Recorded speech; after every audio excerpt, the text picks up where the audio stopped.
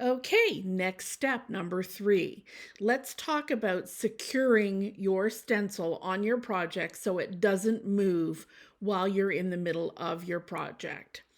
My favorite tool is painter's tape, and I'm going to show you why here. When I work on a project, when I apply my stencil to whatever I'm painting, I will run a hinge across the top of the project. I don't secure the whole stencil, I just put a hinge here, and then midway through painting the project, I will lift up and see if I'm happy with the paint application, and then put the stencil back down, and it will fall exactly back into place again. So that is my favorite stencil application tool that I will use on a number of projects. Now, a lot of people ask about stencil adhesives. There are many of them on the market. This is one that I keep in stock.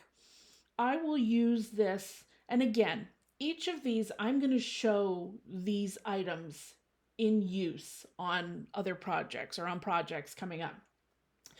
I will use an adhesive if I'm working on something that's really tight to the edge and I want to apply the stencil, but I don't necessarily have much room for tape. I've also used them in what I call a stencil positive.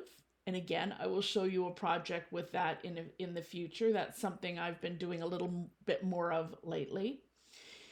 But here's the tip with something like this. First, I like to go outdoors and lightly spray the back of my stencil when I'm using an adhesive.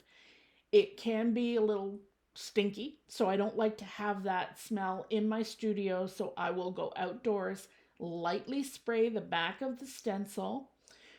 If it's a windy day, look to see which direction the wind is going.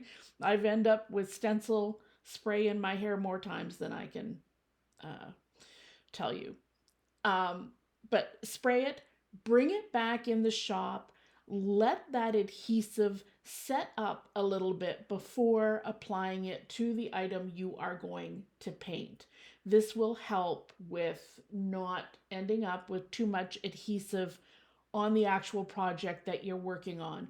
It will be just a nice light adhesive that will hold the stencil in place, but it won't leave a sticky residue behind. So I hope that this helps.